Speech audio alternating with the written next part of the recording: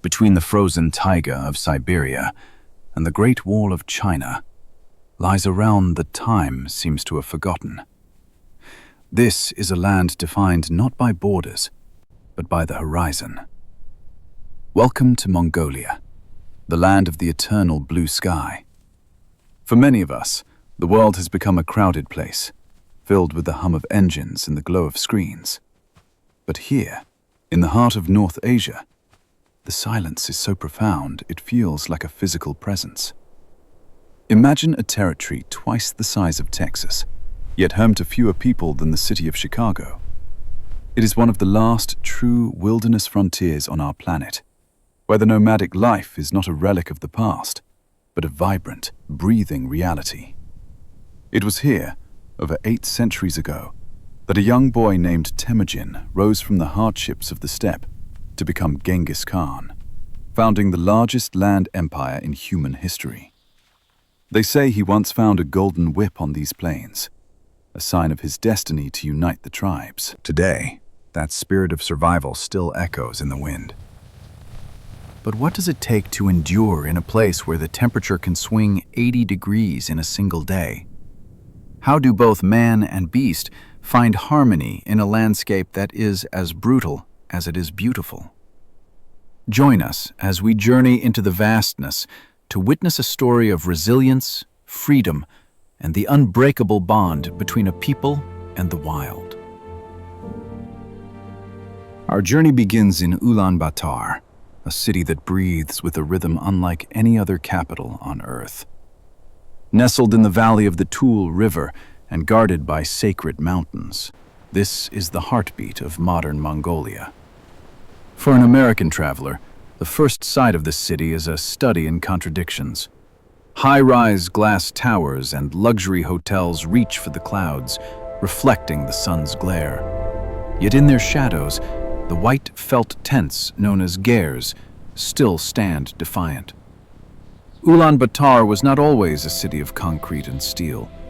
For over 3 centuries, it was a nomadic capital, a massive settlement of felt and wood that packed up and moved with the seasons.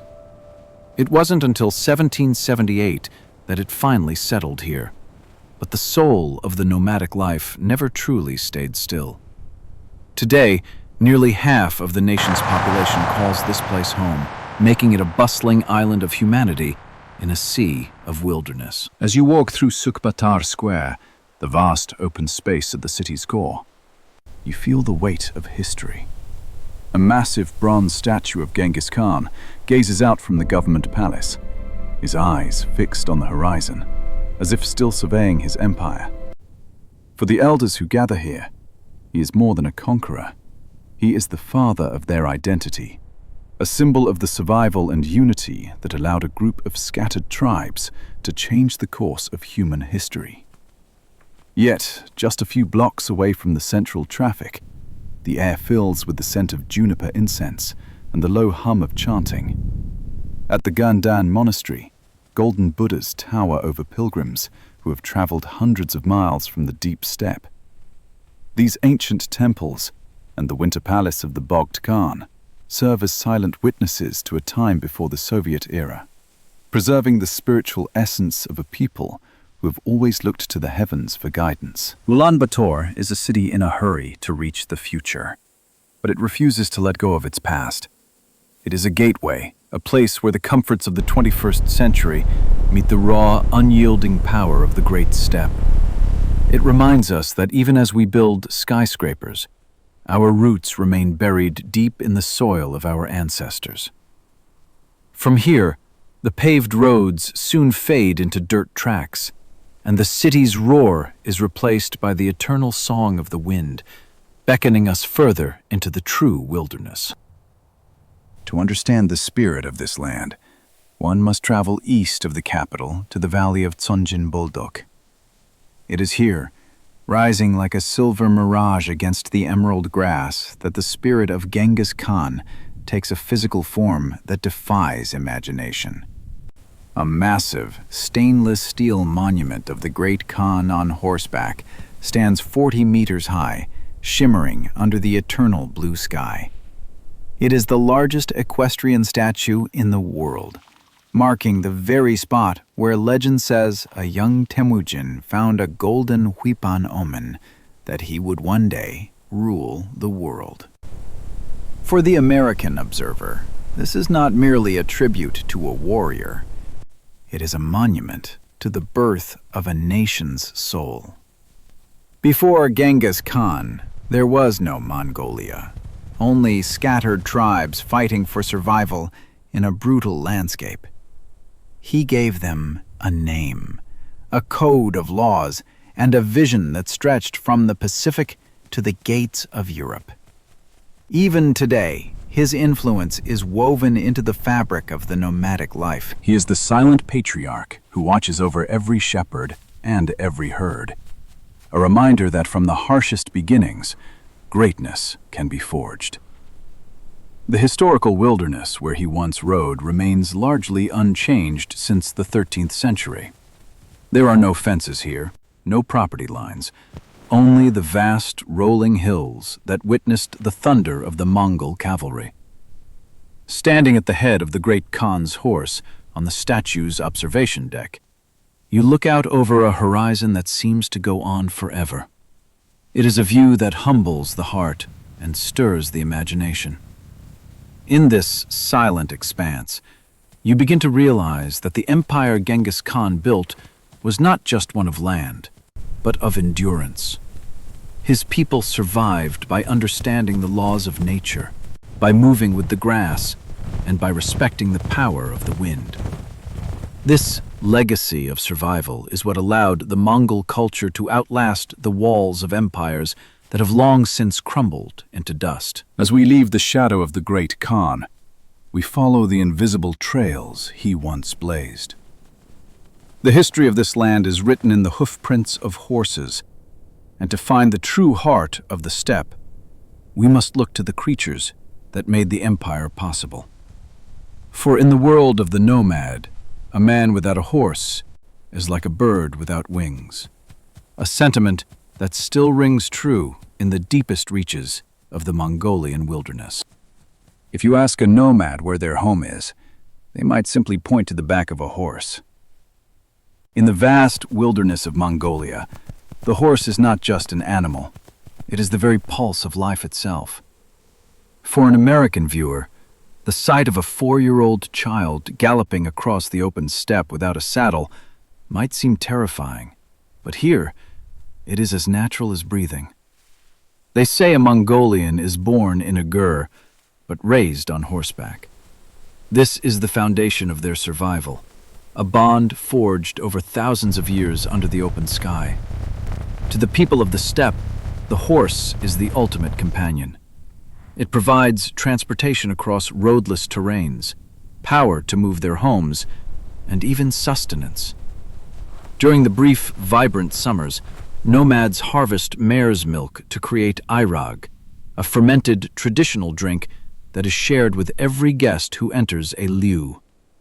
It is a symbol of hospitality and health, a gift from the animals that make the nomadic life possible. Even in the modern age, where motorcycles and trucks have begun to appear, the horse remains the true king of the grass.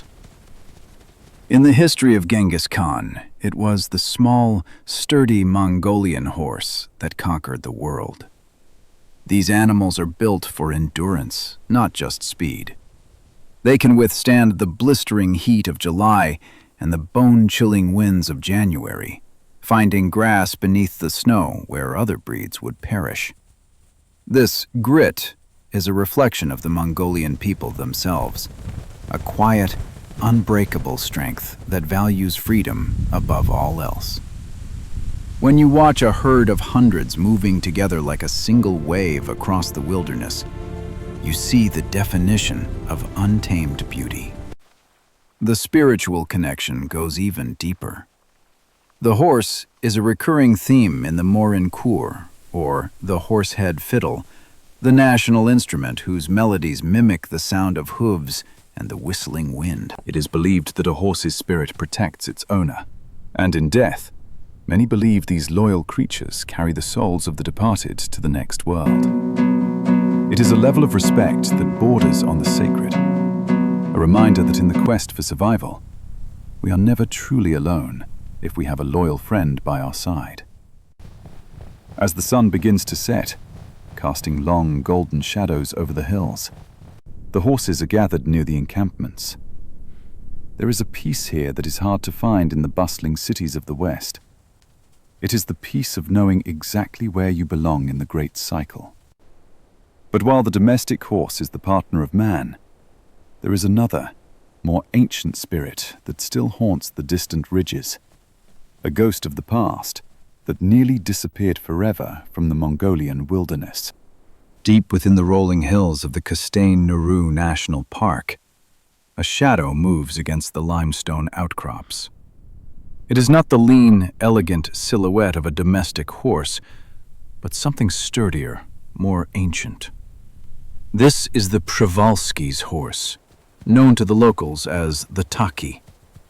To see them roaming free today is nothing short of a miracle, a testament to the enduring power of the Mongolian wilderness and the resilience of a species that refused to vanish. By the middle of the 20th century, the Taki had become a ghost. Hunted for food, pushed out of their grazing lands, and suffering from the harsh realities of a changing world, they were declared extinct in the wild. The last wild sighting was in the 1960s. For decades, the only Taki left on Earth lived behind the bars of European zoos. But the spirit of Mongolia is not easily broken. In the 1990s, a historic international effort began to bring these living fossils back to their ancestral home. For the American heart, this story resonates deeply. It is a story of a second chance.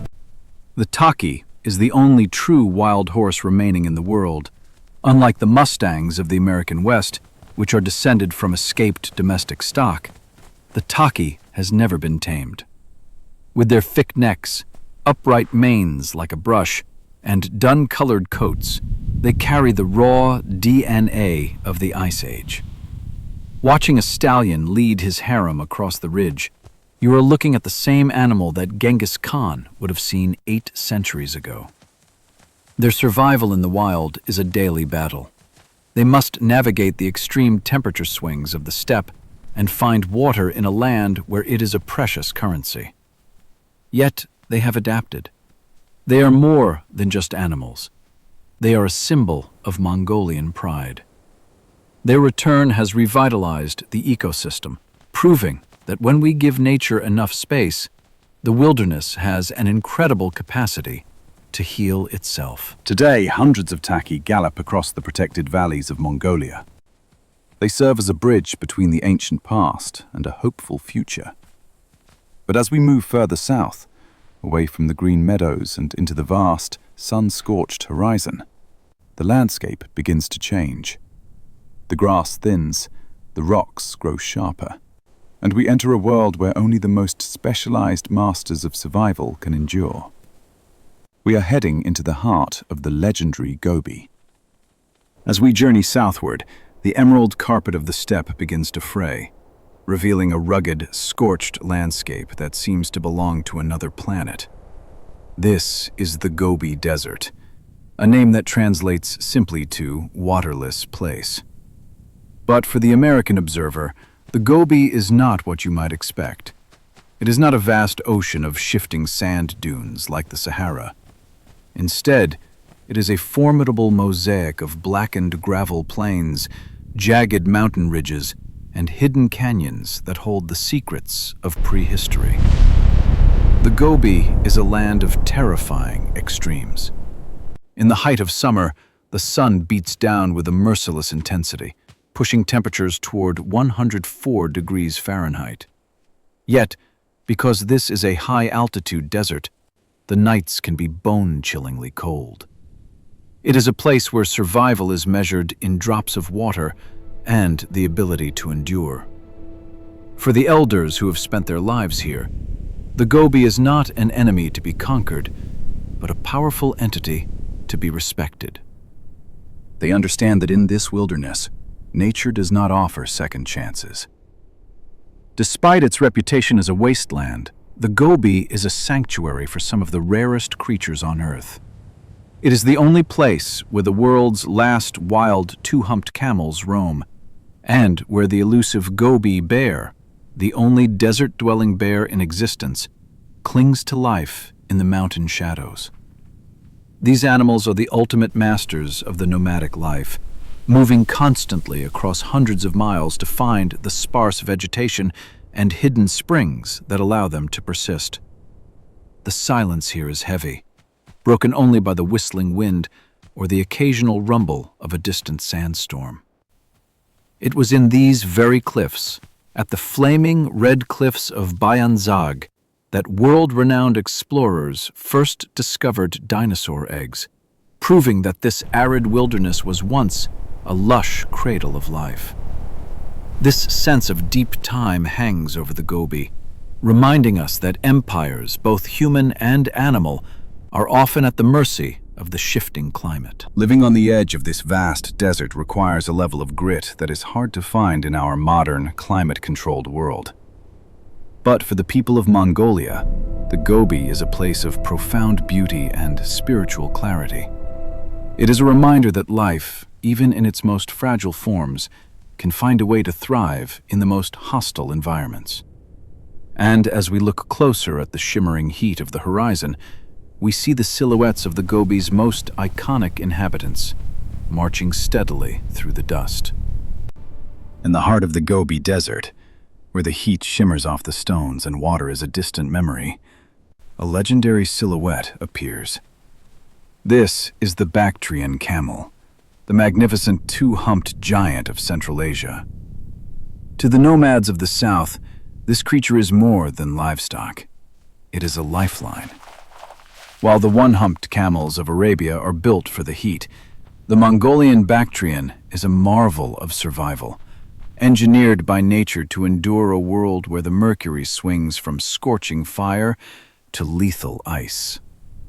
For the American viewer, the most fascinating feature is the two humps. Contrary to popular belief, they do not hold water. They store Feta, concentrated energy reserve, that allows the camel to travel for weeks across the barren wilderness without a single meal. When a camel is healthy and well-fed, its humps stand tall and firm. When depleted, they flop to the side, a visual testament to the toll of the desert. These animals can drink 30 gallons of water in minutes, and in desperate times, even survive on the salty slush of desert marshes that would kill any other creature. In the nomadic life of the Gobi, the camel is the ultimate heavy lifter. A single adult can carry up to 500 pounds of cargo, moving entire family homes jeers across miles of roadless terrain. But their value extends far beyond labor.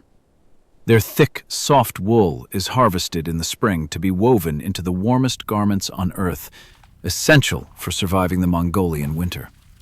Their milk is rich and medicinal, and their presence provides a sense of security in an environment that is otherwise indifferent to human survival. There is a profound, quiet dignity in the relationship between the Gobi nomads and their camels. These herders know each animal by name and temperament. They sing to them to soothe them during the birthing season and mourn them when they are gone. It is a partnership born of necessity, but sustained by a deep, mutual respect. In this vast, silent wilderness, the rhythmic footfalls of a camel caravan are the only heartbeat heard for miles. Even as motorcycles begin to replace camels for shorter trips, the ship of the desert remains irreplaceable for the long, hard treks through the sand. They are a living link to the ancient Silk Road, a reminder that some things are too well designed by nature to ever be improved upon by machines. But as we look past the dust of the camel trails, we find that Mongolia holds another surprise. Vast, shimmering bodies of water that seem impossible in such an arid land. In a land as arid and windswept as Mongolia, finding a vast expanse of crystal blue water feels like stumbling upon a miracle. But high in the northern mountains, and scattered across the western plains lie the blue pearls of the East Lakes. So large, they create their own weather systems. For the elders watching from their porches in America, these waters evoke a sense of pure, untouched wilderness that has all but vanished from the rest of the world. The crown jewel is Lake Kovsgul, often called the younger sister of Russia's Lake Baikal. This is not just a body of water. It is a sacred reservoir containing nearly 70% of all the fresh surface water in Mongolia. Fed by over 90 rivers and surrounded by dense larch forests and snow-capped peaks, its water is so pure that you can drink directly from its depths. In the winter, the ice freezes several feet thick, becoming a highway for nomadic caravans. But in the summer, its surface shimmers with a clarity that reveals rocks and fish many fathoms below. Further west, the landscape shifts to the UVS Nur Basin, a UNESCO World Heritage Site and the largest lake in the country by surface area. This is a place of incredible biological diversity. Here, the desert meets the wetlands, and the mountains meet the steppe. Because the lake is saline and shallow, it serves as a critical stopover for millions of migratory birds. This is where the struggle for survival takes wing. For the nomadic families living along these shores, the lakes are the lifeblood of their nomadic life. The lush grasses that grow in the basins provide the richest grazing for their herds of sheep and yaks. But they also treat these waters with a spiritual reverence. They do not pollute them. They do not overfish them. They believe the lakes are inhabited by powerful spirits, and to disturb the water is to disturb the balance of the world. In this silent wilderness, the lakes act as giant mirrors reflecting the eternal blue sky. They are a reminder that even in the most rugged environments, nature provides a sanctuary of peace. However, these waters are also the stage for one of the most incredible journeys in the animal kingdom. As the seasons shift, the skies above these lakes fill with travelers from distant lands seeking refuge in the heart of Mongolia. As the harsh Mongolian winter yields to the promise of spring, the skies above the blue pearls become a bustling highway for some of the most elegant travelers on Earth. For these birds, Mongolia is not just a destination. It is a vital sanctuary for survival. Among them, the Siberian crane and the black-faced spoonbill stand out as symbols of grace in this rugged wilderness. Watching them land on the glass-like surface of Lake UVS is like watching a ballet performed in the middle of a desert. The Siberian crane is a vision of pure white, with long pink legs and a slender beak, carrying an air of ancient dignity. These birds are legendary travelers, breeding in the far reaches of the Russian tundra and using the Mongolian lakes as a critical refueling station on their long journey south. They are incredibly wary and sensitive to change. In the eyes of the local nomads, the arrival of these cranes is a blessing, a sign that the cycle of the nomadic life is once again in harmony with the heavens. Then there is the black-faced spoonbill, a creature that looks like it was designed by an artist. With its snow-white feathers and a unique, flat, spoon-shaped beak, it sifts through the shallow mud of the wetlands for small fish and crustaceans. This bird is a global rarity, its numbers dwindling due to habitat loss elsewhere in Asia. Yet here, in the protected marshes of Mongolia, they find a rare moment of peace. The presence of these birds is a reminder that the wilderness of the north is connected to the rest of the world by invisible threads of migration. However, this beauty is fragile. As climate change begins to shift the water levels of these sacred lakes, the survival of these species hangs in a delicate balance. The elders of the steppe notice the subtle changes, the way the ice thaws earlier, the way some springs have gone silent. They understand that if these blue pearls were to disappear, the song of the birds would follow, leaving the sky empty. In this vast expanse, every creature, from the smallest bird to the largest camel, is a piece of a magnificent puzzle. But as the golden light of autumn fades, a shadow begins to creep over the land from the north. The air grows sharp, the birds take flight, and the people of Mongolia prepare for their greatest adversary. From the borders of Siberia, the white fury is coming, and the true test of survival is about only to begin. As we travel further north, the open horizons of the steppe begin to surrender to a different kind of wilderness. This is the Siberian frontier, a rugged borderland where Mongolia meets the vast emerald forests of Russia. Here, the landscape is dominated by the taiga, world of towering larches, dense pines, and deep shadows.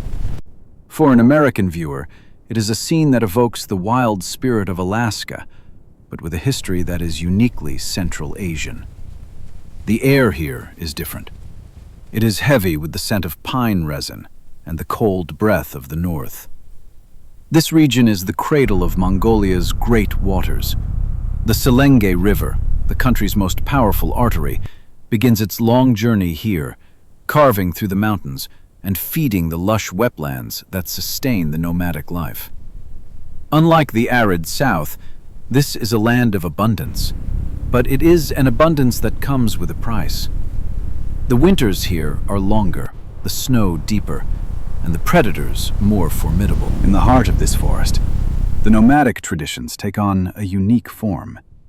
This is the home of the Tsatan people, the legendary reindeer herders. In this subarctic wilderness, survival depends not on the horse or the camel, but on the reindeer. These resilient animals provide milk, transport, and a deep spiritual connection to the forest. Life here moves at a slower, more deliberate pace, dictated by the migration of the herds and the ancient laws of the taiga. It is a world where man and nature are so intertwined that they share the same heartbeat. But even in this lush sanctuary, the shadow of survival is never far away. The taiga is a place of giants. Brown bears, gray wolves, and the elusive lynx roam these woods, always watching from the tree line.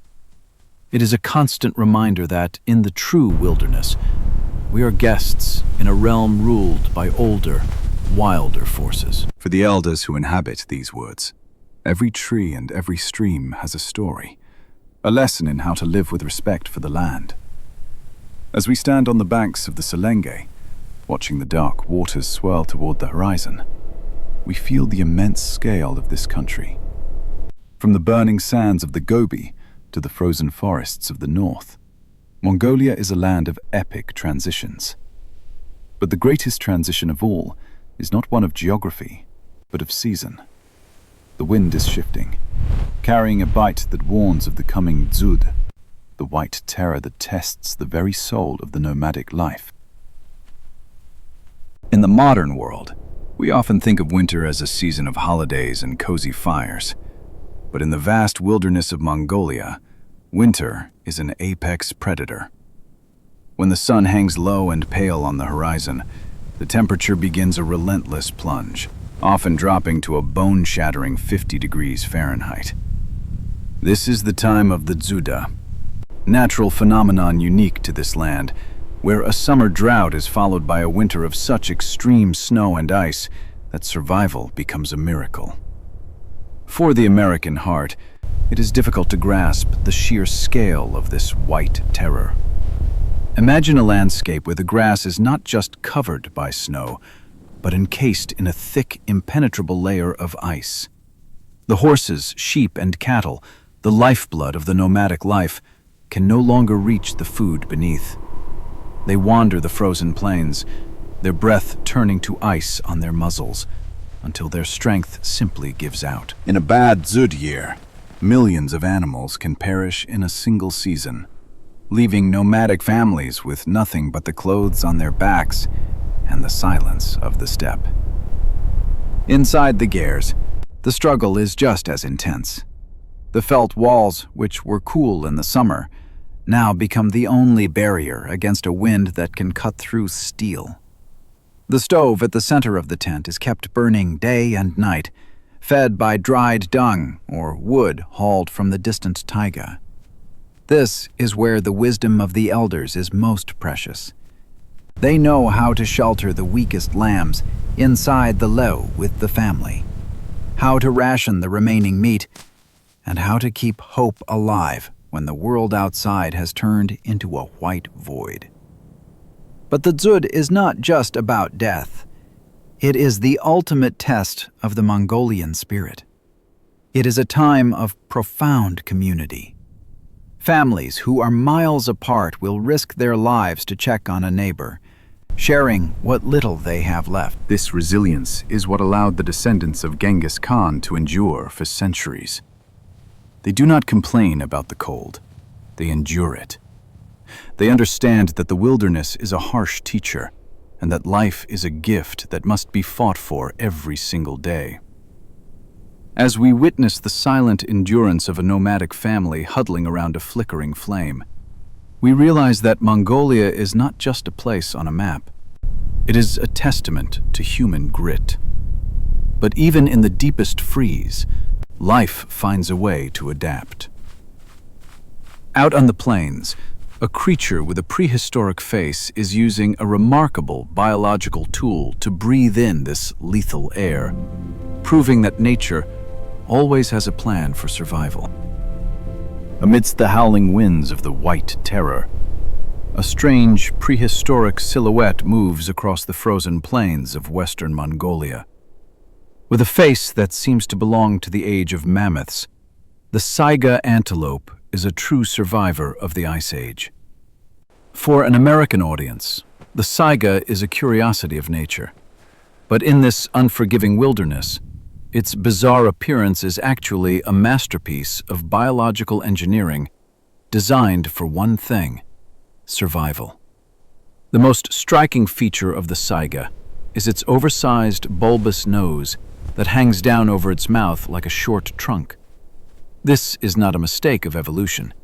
It is a sophisticated internal climate control system. In the heart of the Mongolian winter, when the air is cold enough to freeze liquid in seconds, the saiga's large nose acts as a radiator, warming the frigid air before it reaches the lungs. In the scorching, dusty summers of the steppe, it serves as a high-efficiency filter, keeping the grit of the wilderness out of its respiratory system. This living gas mask is the secret to their endurance in a land of extremes. But even with such remarkable adaptations, the saiga's path to survival has been perilous. Once numbering in the millions across the Eurasian steppe, they were pushed to the brink of extinction by habitat loss and illegal hunting for their horns. In Mongolia, only a few thousand remain, clinging to life in the remote depressions of the Great Lakes Basin. They are shy, nervous creatures, capable of running at incredible speeds to escape predators like the grey wolf. But they cannot run from the changing climate or the encroaching fences of the modern world. For the nomads who share this land, the saiga is a symbol of the old world. They watch these antelopes move in tight-knit herds, their hooves drumming against the frozen earth as they search for the thin patches of grass left by the Dzud. The nomadic life and the saiga's journey are parallel stories of resilience. Both have learned to navigate the vastness, to move when the food runs low, and to respect the lethal power of the seasons. Protecting the saiga is now a matter of national pride for Mongolia.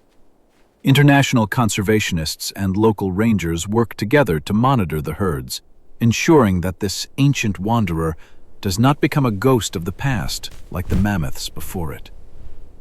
As we watch the herd vanish into the white haze of a snowstorm, we are reminded that in this wilderness, every breath is a victory. But while the saiga rules the plains, the skies above the jagged peaks of the Altai belong to a different kind of legendary golden sovereign that has been the partner of man for 1,000 years. High above the jagged, snow-dusted peaks of the Altai Mountains, where the air is thin and the silence is absolute, A shadow sweeps across the granite cliffs. With a wingspan reaching over 7 feet and eyes that can spot a movement miles away, the golden eagle reigns supreme. For the American viewer, this bird is a symbol of majesty. But in the rugged wilderness of western Mongolia, it is also a partner in an ancient dance of survival that has remained unchanged since the days of Genghis Khan. The tradition of eagle hunting is one of the most soul-stirring spectacles of the nomadic life. For the Kazakh nomads who call these high altitudes home, training a golden eagle is not a hobby. It is a sacred rite of passage. It begins with a young hunter venturing deep into the rocky precipices to find a female eaglet, chosen for her superior size and fierce spirit. For years, the hunter and the eagle live as one. They share food, they share a home, and they develop a bond of trust so deep that the bird will return to its master's arm even after soaring into the infinite blue.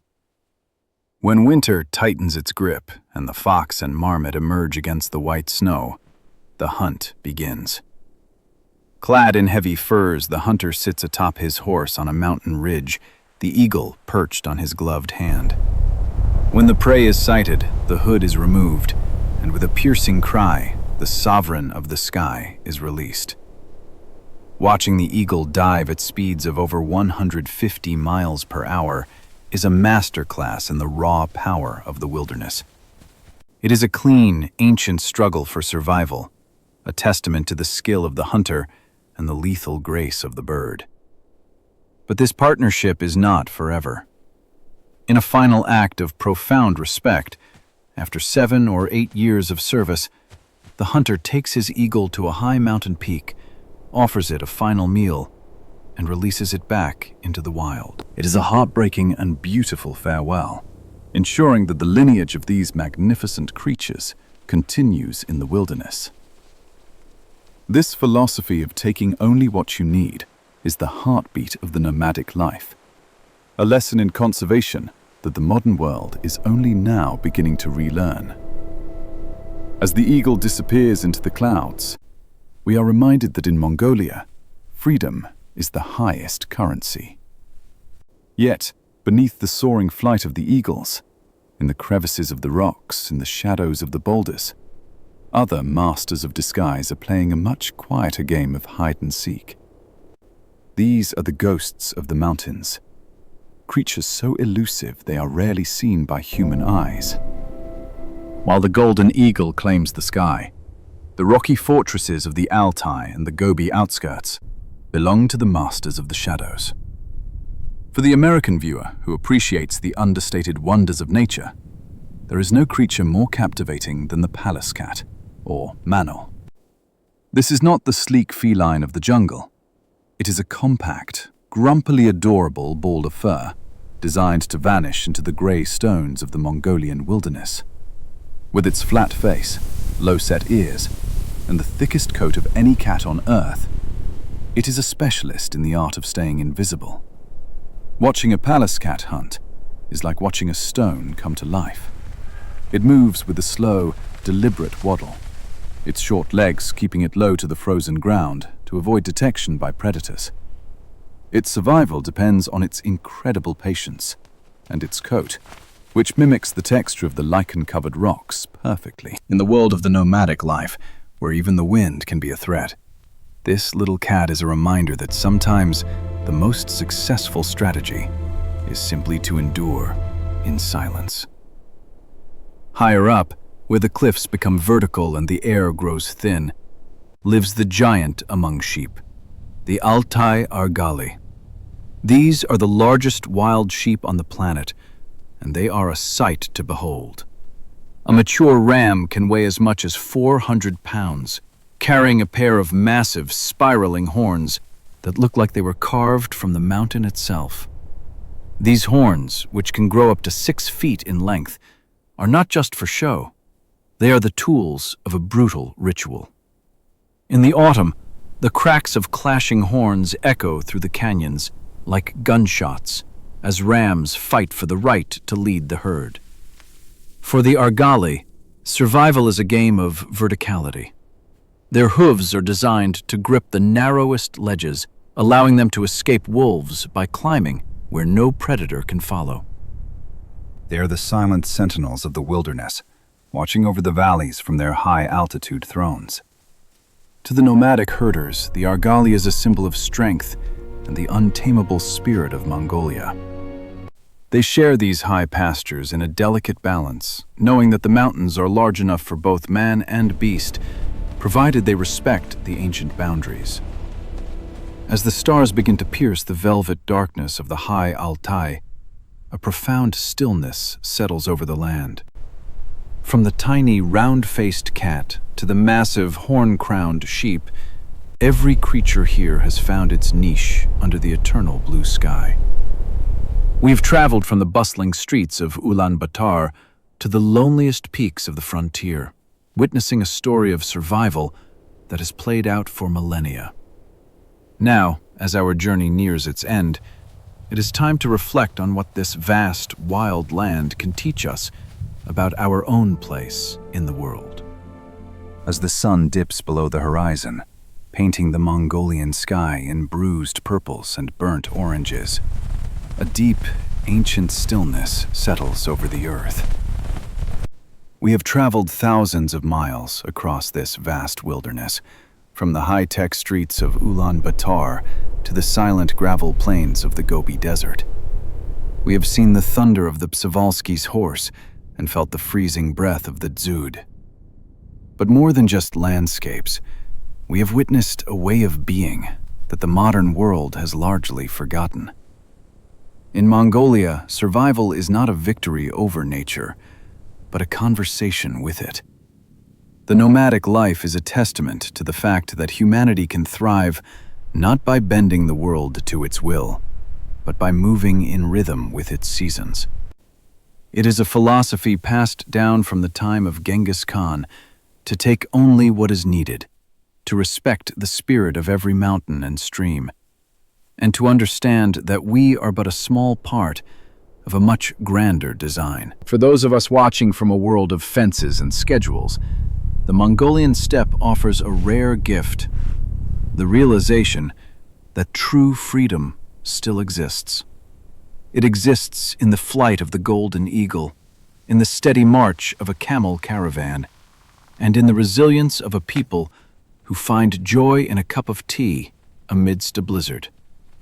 It is a fragile beauty, threatened by a changing climate and the creeping reach of the modern age, but its spirit remains as unbreakable as the Altai granite.